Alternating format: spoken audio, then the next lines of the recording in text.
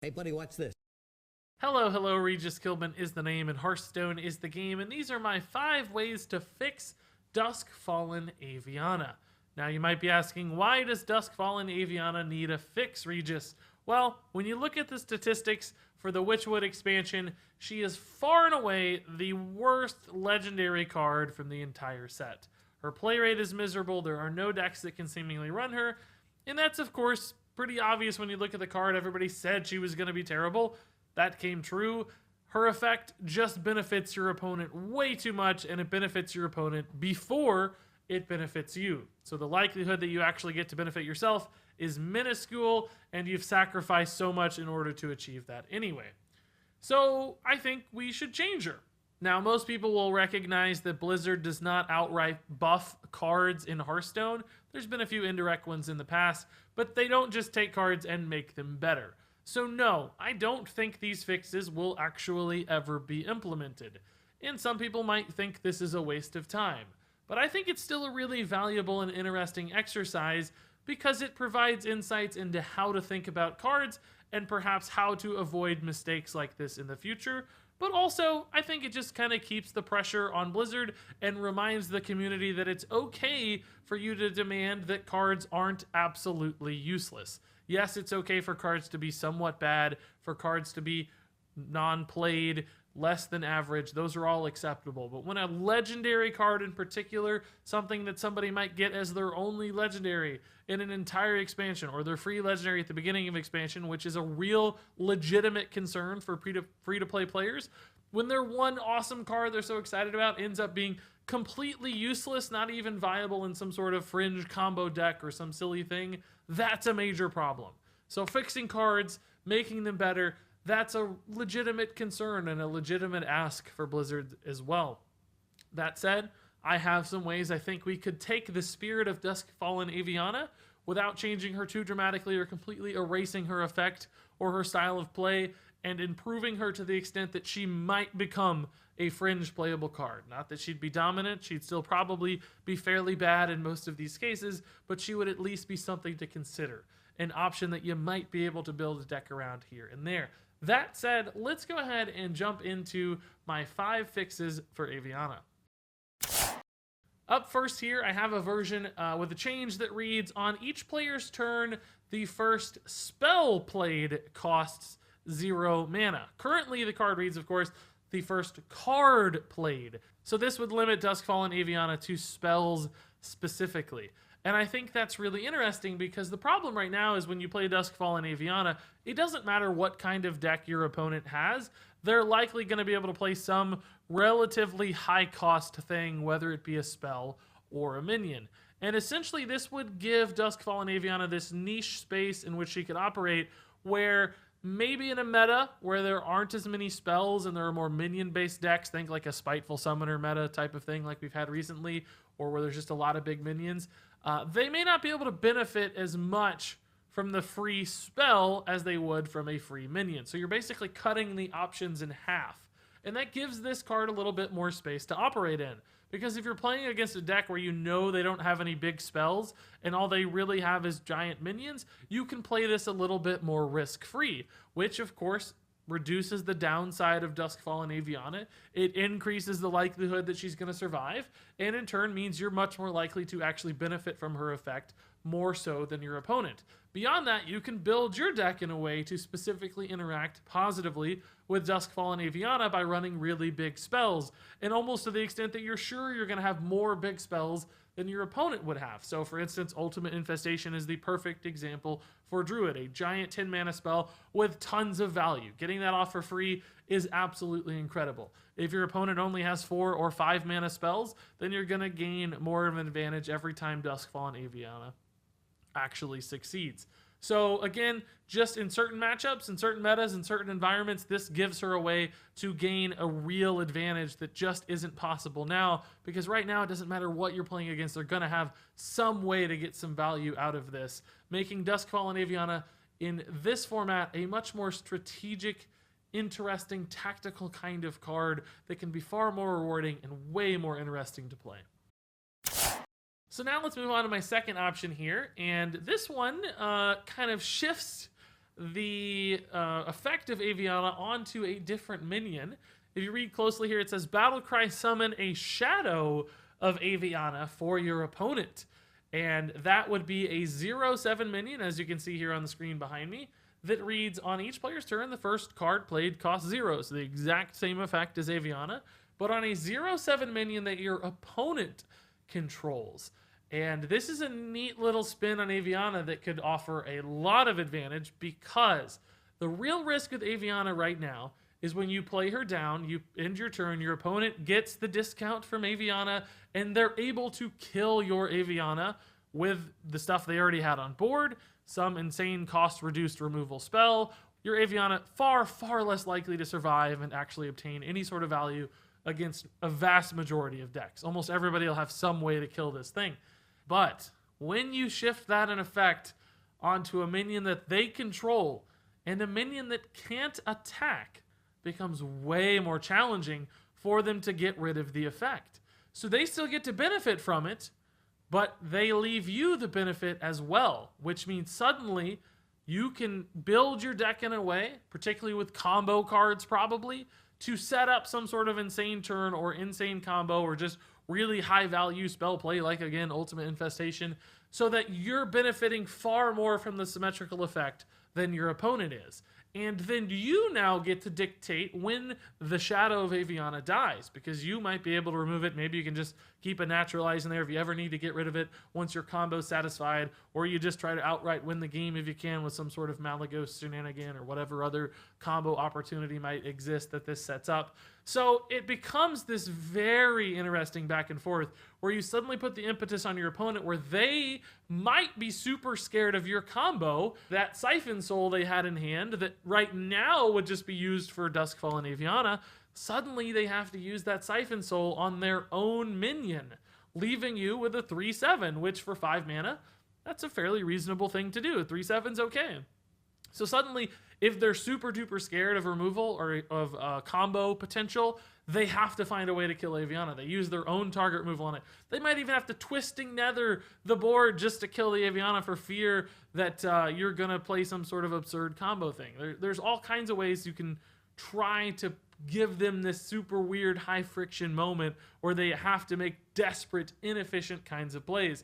And other times they may not be able to kill it at all. Some decks just wouldn't have the tools necessary to deal with this Shadow of Aviana, so they just have to hope that you don't have your combo or win the game before this really gets all assembled if you have some sort of game-ending combo. But it again would become this really interesting meta piece where it'd be hard to build a deck to make this work still, because most of the time Duskfallen Aviana would still be a dead card in your hand. Combos take multiple turns to achieve with Duskfallen Aviana. Your opponent has many chances to just kill you with this effect on board. You're just playing a 5 mana 3/7 sometimes, right? There's a lot of downsides still to this effect, but it just makes the interaction so much more interesting and complex and creates way more just fun, unique moments than the current interaction of Aviana, which is just very basic. Your opponent wants to kill it, and they kill it. This makes it so much more interesting. So I think this kind of achieves the same thing in many ways. This does open up a lot more combo potentials. Maybe it could become unbalanced. Maybe if it was too consistent and you always got off some kind of ridiculous Ixalan Malagos combo, perhaps you'd have to bump up the mana of this Duskfallen Aviana to like 7 or something. But that would be okay. That'd still be cool. And this would be still a better way to enact this sort of effect. So I am actually really, really happy with how this turned out. Not to mention I'm pretty proud of how the artwork I created for the Shadow of Aviana looks as well. So at the end of the day, I think this would be a very, very cool version of Duskfallen Aviana. So now we're going to go from a super cool version to a super boring version. This is about as basic as it gets to buffing a card, but it's the sort of thing that, although a small tweak, could make a really big difference. Or I guess maybe a moderate difference at best. But essentially, you could just up the health of Duskfallen Aviana. So instead of a 3/7, she becomes a 3/9 instead. And the idea here being that if you increase the survivability of Duskfallen Aviana, even by just a little bit, those are going to increase the opportunities for her to positively benefit you, because she'll be more likely to be around on your turn, thus enabling your combo or super awesome swing play or whatever it might be. So is 2 health the right answer? I don't know. I just kind of grabbed a random number, right? I boosted by 2 health. I thought about some other things like stealth, for instance. You could give it stealth, or at least stealth until the start of your next turn. So it's not a permanent stealth effect, but a temporary one. You could make it a 111 or something. You know, there's all kinds of ways to increase the survivability here. I just picked the most obvious and easiest one, but that's the idea. If you make Duskfallen Aviana more survivable, if you increase the likelihood that she survives into your turn, the options for playing her become just enormous. You can do so many different things with her as long as you know she's going to live. And the symmetrical nature of the effect is actually symmetrical instead of just strictly benefiting your opponent and leaving you with a dead 5 mana play that did almost absolutely nothing. So however you want to increase her survivability, whatever that might be, maybe you just reduce the mana cost, make her 4 mana instead of 5. There are all kinds of different ways to get her out earlier or make her more survivable on the turn she's played. She would, of course, be susceptible to hard removal still in this version at 3/9, so maybe the stealth, for instance, could get around that. But just something that makes her last longer and more likely to come back onto your side so you get the benefit is important to making this card succeed. So yes, this is an incredibly obvious, easy fix in some ways, but it's exactly the kind of thing Blizzard could have done right off the bat to just bump this up by a percentage point here or there. You add 2 or 3 percentage points to this card's win rate, suddenly it becomes maybe an occasionally viable combo fringe deck, when right now it's not. So a small change like this is all it really would have taken to make Duskfallen Aviana more acceptable in my mind. So moving on to the 4th change here, this is almost the opposite of the last version. And this one is because we remove the symmetrical nature of Duskfallen Aviana. And instead she says the first card you play each turn costs 0. So your opponent no longer benefits from Duskfallen Aviana. Only you gain this cost reduction benefit, which is really, really good, right? So you have to make her easier to deal with, because if she does live into your next turn, then you're going to get some insane swing potential because you're going to reduce a really high cost card, making it very cheap, giving you this ridiculous sort of turn. And of course, if she lived for multiple turns, she'd become just overwhelmingly high value. So you couldn't have a 7 health minion do that because decks would need some sort of way to address her. That said, you could still protect this version of Duskfallen Aviana behind taunts, for instance, so not every deck would necessarily have an easy, obvious way to remove her. You could also wait into the late game until you've exhausted a lot of your opponent's AoE removal or single target removal, and then slam her, hoping to get a sneaky turn off where you get to benefit from Duskfallen Aviana. So this basically makes her kind of a fancy, upgraded, grown-up version of pint-sized Summoner, a card that most people don't think about very often, but would interact pretty similarly. It's just instead of reducing the cost by 1, of course, it would reduce the cost to 0. But of course, pint-sized Summoner, that is a 2-mana 2/2. Duskfallen Aviana here would be a 5-mana 3/3. So clearly you're paying a lot of extra mana, not gaining much in stats, greatly increasing the risk here, but obviously making the reward far, far higher too. So this would be a kind of different direction or angle for the card to succeed. Now, some people out there who don't understand how this card works might be freaking out right now. Regis, you can't do that. You could do this immediately and just play a card for 0. Remember that the first card you play is not the first card after Duskfallen Aviana. When you play her, she is the first card. The effect does not go off until your next turn. So the turn you use her, nothing happens. You have to wait until a turn later, until the actual first card. It's the first card per turn, not the first card post Duskfallen Aviana. So there's no like crazy opportunities to get anything done in a single turn here with Duskfallen Aviana. So this version would just make the card still, I think, very risky and hard to work with, because still most of the time you'd be spending 5 mana here on something that just died. And your opponent would be able to kill it very consistently and effectively. But other times, maybe this goes off, you create some kind of killer swing tempo type play, and it becomes worth it to run this in a certain environment or certain deck. It just gives her more chances to succeed because she's not nearly so directly punishing as she is now, because you're not giving your opponent that super turn first. So remove the symmetrical nature of Duskfallen Aviana, increase the likelihood that she dies, and suddenly you have a still balanced card that offers a lot more opportunity. And then finally here, I have one last way to fix Aviana, and in some ways this might be my favorite. It certainly changes the effect more than any other card on this list, but it does so in a way that synergizes really neatly with some of the things that Druid has done in the past. And this version would read, your cards' costs are equal to the number of cards in your opponent's deck. So essentially, when Duskfallen Aviana is on the board, she changes the card cost of every card in your hand to the same number, the actual numerical value, of the number of cards in your opponent's deck. So if you, for instance, played her on turn 5, your opponent might have something like 22 cards remaining in their deck, which means Aviana would change all of the cards in your hand to 22 mana, making them unplayable and making this Aviana a particularly risky sort of play, because then your opponent will recognize that and never kill her. But, and this is a very important but if you're running a mill deck, specifically a deck designed to make your opponent draw lots and lots of cards and burn through their deck very, very quickly so that they hit fatigue very fast in any given game using things like Naturalize, for instance. And there are other ways to mill cards in Druid now too, with things like Forest Guide in particular.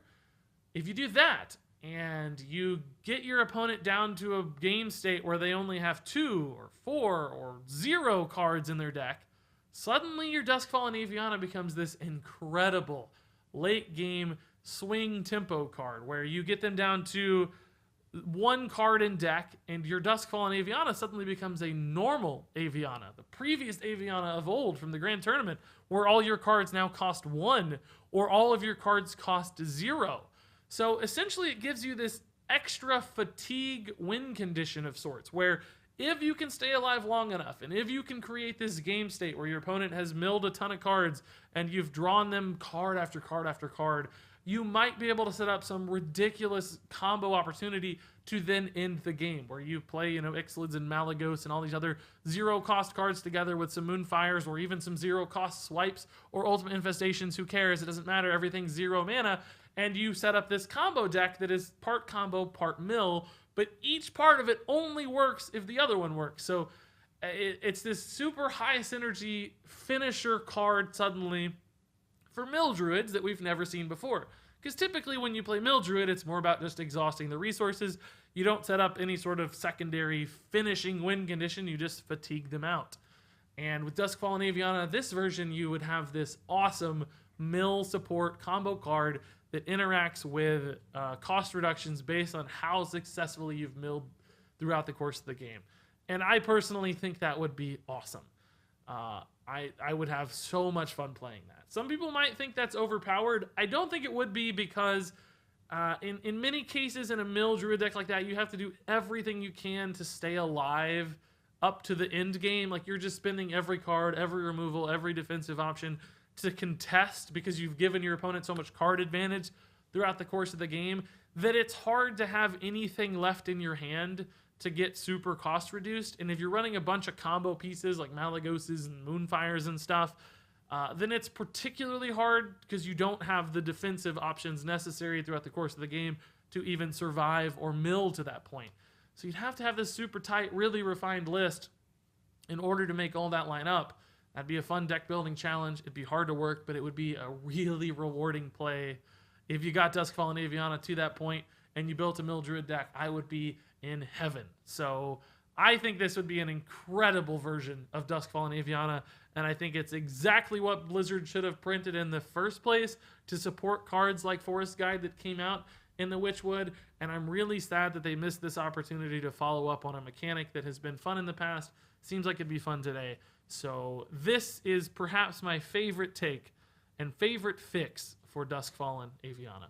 So there you go, guys. Those were my 5 fixes. I have to ask, which one of those was your favorite? Pretty sure it wasn't number 3, but, I could be surprised. That said, do you have any fixes for Duskfallen Aviana? Is there something I missed? Is there something awesome you would do to make this card playable? I know you're going to tell me Blizzard never buffs cards. What a waste of time. Yeah, I don't care. It's fun to talk about this stuff. It's fun to explore these design opportunities. Maybe these are things that show up in the future if they don't make the fix on Duskfallen Aviana, which of course they won't. Nonetheless, it's still fun to talk about these and think through all this stuff and theory craft, because I think we learn a little bit more about Hearthstone and we learn a little bit more about card design, and perhaps maybe somebody down the road eventually at Blizzard will see a video like this and get an idea or realize a mistake they'd made and improve the game just very slightly in the future. That would be a win for me. Even if it's not, though, it's still pretty fun to talk about this stuff. That said, if you guys have recommendations, thoughts, questions, anything else, leave that in the comments below. But until then, thank you so much for watching, and until next time, game on.